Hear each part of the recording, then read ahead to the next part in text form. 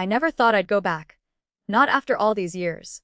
But here I was, standing at the entrance of my high school reunion, looking at the banner that said, Class of 0710, Year Reunion. A part of me didn't want to be here. It felt so unnecessary. Yet, there was another part of me that couldn't resist. That was still chasing the feeling of being young, free, and full of possibility. I could already feel the weight of my decision pressing down on me. My husband, Jack, hadn't been thrilled about it. Why do you need to go? It's just a bunch of people you haven't seen in years. What's the point? He had said, and while I understood his concern, it was my night. My chance to relive a moment from my past. Just go. Have fun, he had added, as if he was humoring me. We hadn't been connecting lately, but that's not something I was ready to talk about. The distance between us had grown in the past few years. Sometimes, I wasn't even sure if I loved him anymore. I took a deep breath and walked inside. The school gym had been transformed into a ballroom of sorts, with old photos pinned up on the walls and a long buffet table piled high with finger foods. The familiar smell of the gymnasium old wood, cheap perfume, and the faint scent of sweat hit me like a wave. It was strange how much of it still felt like home.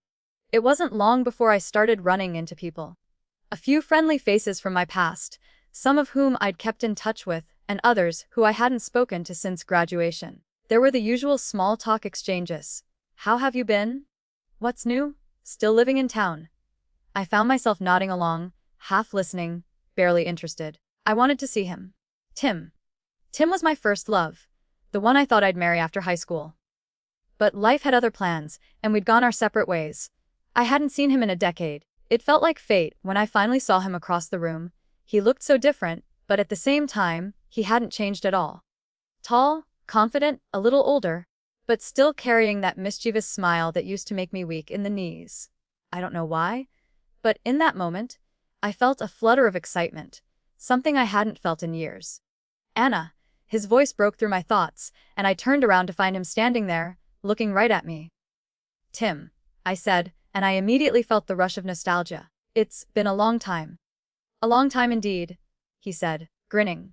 You look amazing. He had that confident, smooth voice, and even though it was casual, the compliment felt like it came from someone who had really been paying attention. I smiled awkwardly, not sure how to respond. The last time we had talked was on graduation night, and a lot had changed since then. I was married now, and he had become some sort of business mogul. We both had our own lives. But standing in front of him again, it felt like the years had melted away. I'm still getting used to being called Mrs. Na? I said, brushing a loose strand of hair behind my ear. And you, what have you been up to? I genuinely wanted to know, but a part of me was also curious about what his life had turned into. Moved around a bit, settled down here, built a business. You know the usual. He said with a shrug, though I could tell he was being modest. You're still the humble guy I remember, I said with a laugh, though I didn't entirely believe him. I was sure he had more to his story than what he was letting on. We talked for a while, catching up on everything and nothing at all. The conversation flowed so easily, like we were still those two teenagers we had once been, sharing secrets and laughing at our inside jokes. The spark that had once existed between us was still there, just beneath the surface. Do you remember the old park by the lake? Tim asked, his eyes lighting up. We used to go there all the time? I nodded. How could I forget? We'd sit there for hours, talking about life, our future. There was a pause, and for a moment, the room seemed to fade away.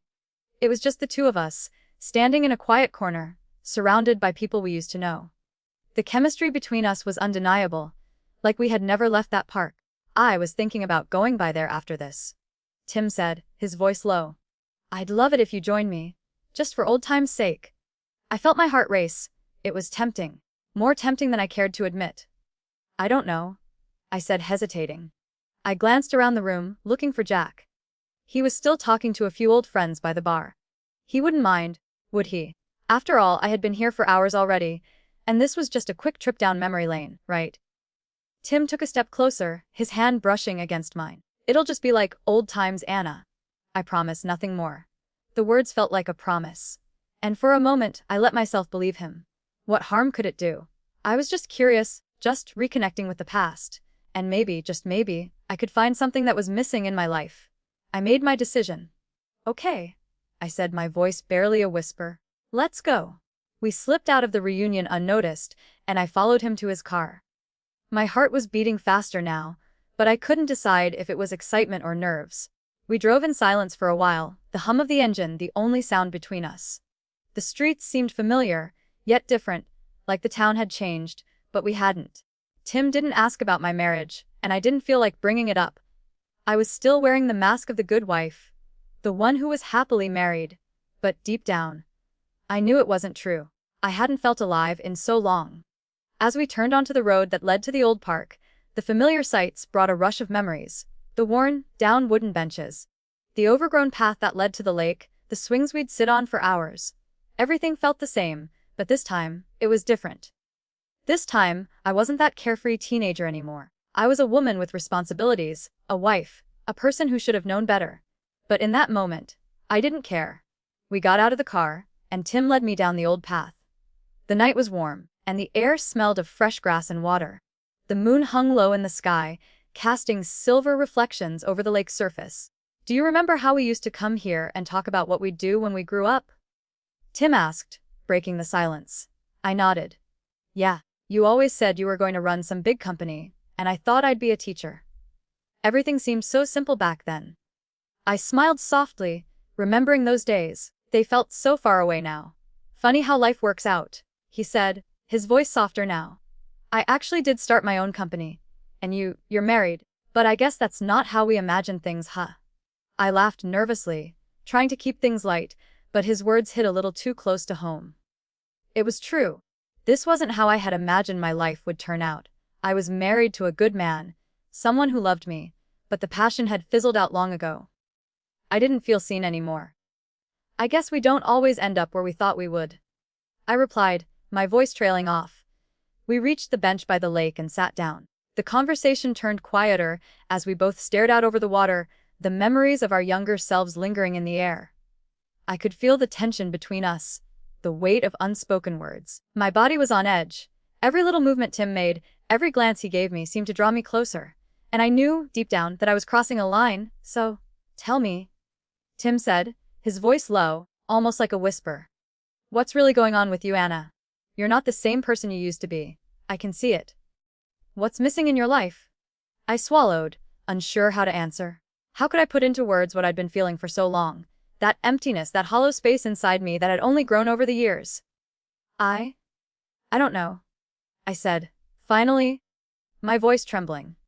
I guess I thought that when I got married, everything would just click, you know. I thought I'd feel whole. But it's like, I've been stuck in this routine. It's comfortable, but it's empty. Tim didn't say anything at first. He just looked at me with those eyes that seemed to understand everything without me having to say a word. It was like he had always known me, the real me, the one I'd hidden away for so long. I get it, Tim said after a long pause. I'm not going to pretend I have all the answers, but I get it. And honestly, I've missed you. The words hung in the air between us, charged with something I hadn't expected to feel. My heart started to race, but it wasn't fear. It was desire. A desire that had been dormant for years, buried under the layers of everyday life. Tim leaned closer, his face just inches from mine. My breath caught in my throat, and for a moment, time seemed to stop. The weight of my marriage, my life, everything, seemed to disappear, leaving just the two of us here, in this moment, with nothing else to worry about. You know, we never really got closure, Tim said, his voice barely above a whisper. We never had the chance to see what we could have been. I knew what he meant, but I was terrified to admit it. The idea of crossing that line again felt so wrong, but at the same time, it felt so right. Before I could respond, Tim kissed me. It was gentle at first, like he was testing the waters, but soon, it deepened. My body responded without thinking. My hands found their way to his neck, pulling him closer, as if I had no control over what was happening. The kiss was electric, like a spark that had been waiting to ignite for years. It wasn't supposed to happen. I knew that. But at that moment, all the doubts, all the guilt, all the reasons I should stop, faded into the background. All that mattered was the way his lips felt against mine, the way my heart raced, and the way everything in my life had suddenly become so much more complicated. When we pulled away, both of us breathing heavily, I could see the same mixture of emotions in Tim's eyes. He was as caught up in this as I was, but I couldn't ignore the reality of what we had just done. Anna, he whispered, his hands still on my face. Are you sure you want to go back to that life? Is that really what you want? I didn't know how to answer. I didn't know what I wanted anymore. My mind screamed at me to stop, to walk away, but something deep inside me kept pulling me toward him. I looked into his eyes, searching for something, anything, that could tell me this was just a moment of weakness. But I couldn't find it. I don't know, I whispered back, my voice shaky. I just don't know. And, for the first time in a long time, I didn't feel the need to have all the answers. The days after that night were a blur of confusion, guilt, and an overwhelming sense of dread. I told myself it was a one-time thing, that it didn't mean anything, that it was just some fluke, a momentary lapse in judgment. I kept telling myself I hadn't crossed a line, but deep down I knew I had, and the worst part, it felt good. More than that, it felt right, in a way I hadn't felt in so long. Tim and I talked a few times after that, but we both agreed to keep things casual. He had his own life, his own plans, and I was married. The guilt gnawed at me, but whenever I saw him again, I couldn't resist the pull between us. We would meet up occasionally, always under the guise of catching up. But it was more than that. We both knew it. At home, things with Jack were strained, to say the least. I tried to act normal, to pretend like everything was fine, but how could I? I was carrying around this secret, this weight that was suffocating me. Jack, for his part, seemed distant too. His late nights at work, his increasing focus on his business. It was as if we were both just existing next to each other, two people living in the same house but not really together. One evening, Jack came home later than usual. His face was tense, eyes narrowed, as he walked past me without saying a word. The silence between us was heavier than usual, and I could feel the storm brewing. I knew he had been acting distant for weeks, but tonight, it felt different. I was in the kitchen, preparing dinner, when I heard him drop his keys on the table with an unusual force. I didn't have to turn around to know something was wrong.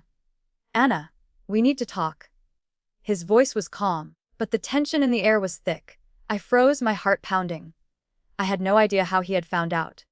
But I had a sinking feeling that tonight, everything was about to unravel. I turned around slowly, trying to muster up a sense of control. What's wrong? You tell me, Jack said, his eyes locked onto mine. I found something today. Something that doesn't sit right with me. My stomach twisted in knots. My mind raced, but my body felt paralyzed. What do you mean? I asked, trying to sound innocent, though I could tell by the way his jaw clenched that he wasn't buying it. He stepped forward, his voice low but steady. I found the messages, Anna. The ones with Tim. Don't act like you don't know what I'm talking about. The floor beneath me seemed to drop away. I felt the room spin. My first instinct was to deny it, to tell him it wasn't what he thought. But there was no point. I couldn't lie my way out of this. He had seen everything. Jack, I started, but my words caught in my throat. I didn't know how to explain what had happened. What I had done. How could I? How could I explain to him that I had been searching for something I didn't even understand, and had ended up in the arms of someone who was never supposed to be a part of my life again? His eyes, cold and accusing, didn't soften. How long, Anna? How long has this been going on? I looked at the ground, not able to face him. A few weeks, I whispered, the guilt eating me alive. A few weeks? Jack repeated, his voice cracking. So you've been seeing him? Behind my back? While I've been working? Trying to keep things together? I'm sorry, I said, barely able to get the words out. The tears were already welling up, but I didn't know if they were for Jack, for me, or for the mess I had made of everything. Jack took a step back, running his hands through his hair in frustration. I've been there for you, Anna. I've been here. And you. His voice broke, but he quickly regained control. You betrayed me. You betrayed us. I didn't mean for this to happen. I wasn't looking for it. But I was lost, Jack, I said, my voice trembling. I didn't know what I needed anymore. I felt empty. And Tim, he reminded me of who I used to be, of the person I thought I was before everything became routine. Jack's face twisted in anger, but also in hurt. So what? You think that's an excuse? You think I'm just supposed to understand that? To just accept it? No.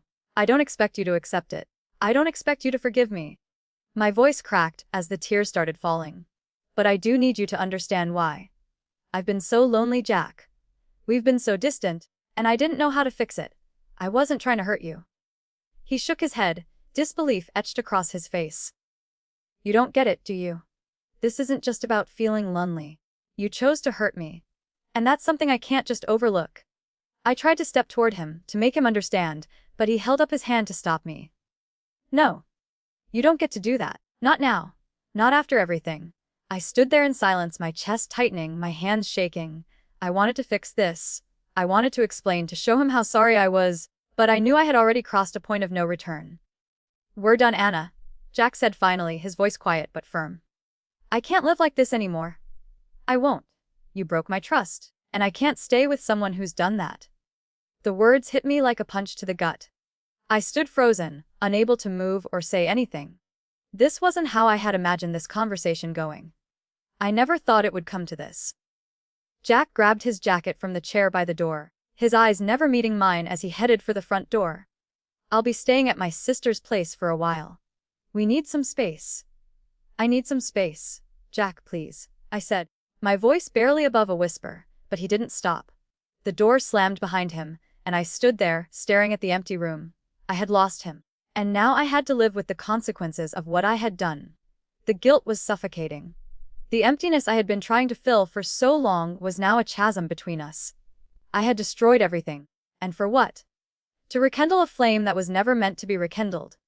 I collapsed onto the couch, my hands over my face, the weight of everything pressing down on me. I didn't know if I could fix this. I didn't even know where to start. And for the first time in a long time, I felt truly alone. The following days were a blur. Jack wasn't answering my calls, and I couldn't bring myself to go to his sister's place to beg for forgiveness. The house felt suffocating, the silence between us louder than anything I'd ever heard. I tried to go through the motions, cleaning, cooking, pretending that everything was normal. But I knew it wasn't. I had broken the one thing that had kept me grounded, and now I was drifting, lost. I avoided all the places that might remind me of him.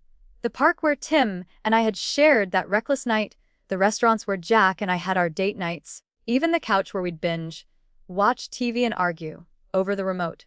I couldn't face any of it. It felt like everything around me was a reminder of how far I'd fallen. I spent most of my time alone, trying to figure out where I went wrong. I was angry at myself, confused, and ashamed. I knew the kind of wife I had been, or at least the kind of wife I thought I had been. But somewhere along the way, I lost my way, and instead of confronting the issues with Jack, I'd run to someone from my past. Someone who, in a way, represented a version of myself that was carefree, happy, and full of dreams. But that wasn't reality anymore. Tim wasn't that boy from high school, and I wasn't that girl who had thought life would always be easy. I had responsibilities. I had a husband who deserved honesty, even if I had failed him. Days turned into weeks, and still, no word from Jack. My guilt gnawed at me, making it almost impossible to function normally. There were moments when I would catch myself picking up my phone to text him, but I would stop. I couldn't keep pushing him, not after what I had done. Then, one evening, the doorbell rang. My heart skipped a beat, and I knew it had to be Jack. No one else would come by unannounced. I opened the door, and there he was, looking like he hadn't slept in days, his eyes tired, but there was a softness to his expression I hadn't seen in a while. He stood there for a long moment, just looking at me, before he finally spoke. I've been thinking, Jack said quietly, his voice strained. And I need to hear it from you, Anna. Why? Why did you do it? The question hung in the air between us, and I could feel the weight of it pushing down on my chest. I had to be honest with him. I owed him that much. I don't know, I said, shaking my head, my voice shaky. I was lost, Jack. I felt like everything in my life was stuck. I thought that by going back to Tim, I could find a piece of myself that I had lost. But I was wrong. It wasn't about him, it wasn't even about the past. It was about me, about how I've been feeling for so long. I wasn't happy, and instead of dealing with it, I ran. I was selfish. I didn't think about you, about what it would do to us. And I'm so sorry. Jack's eyes were sad, but there was no anger in them now. There was just hurt. I don't understand how it got this far, Anna. You never told me. We could have worked through it together. I would have helped you, but you kept pushing me away. I swallowed hard, the reality of what I had done hitting me full force. I didn't know how to talk to you about it. I thought if I just ignored it, it would go away. But it didn't. And then when Tim came back into my life, it felt like a distraction, something to take me away from the pain. But that's not what I wanted. I never wanted to hurt you. Jack stepped back, running his hand through his hair in frustration. But you did, Anna. You hurt me. You broke my trust, and I don't know if I can ever get that back. I don't know if I can ever look at you the same way again. I felt a sharp sting in my chest. That was the truth I had been avoiding. I had broken something I wasn't sure could ever be repaired. I understand, I whispered. And I don't expect you to forgive me, but I am so sorry. If there's any chance of us working through this, I'll do anything. I'll fight for us, Jack. For a long moment, Jack didn't say anything. He just stood there, looking at me. I could see the internal struggle in his eyes. Finally, he spoke. I don't know, Anna. I don't know if I can do this. I'm hurt, and I'm angry, and I'm so confused. I nodded, understanding his pain more than he could know. I don't expect you to have the answers right now. But I want to try. I want to make things right. I don't want to lose you. I love you, Jack. I've always loved you. His eyes softened for a moment, but it wasn't enough to erase the distance that had grown between us. I'm not sure I can love you the same way right now, and I don't know what comes next. But I'm willing to try, Anna. I need time, though. Time to process all of this. I nodded again, swallowing the lump in my throat. I understand. Take all the time you need. I'll be here. He didn't say anything more. He just turned and walked away, leaving me standing there, the heavy silence between us more deafening than anything. I wasn't sure what the future held. I didn't know if Jack and I would ever find our way back to each other. But I also knew I couldn't undo what I had done. All I could do now was try to rebuild the trust I had broken, if that was even possible. As I closed the door behind me, I sat down on the couch, tears welling up in my eyes once more. I had learned the hardest lesson of all. Sometimes, the things we think we need most are the very things that can destroy everything we hold dear. And now, I was left to face the consequences of my choices alone, and maybe that was what I deserved.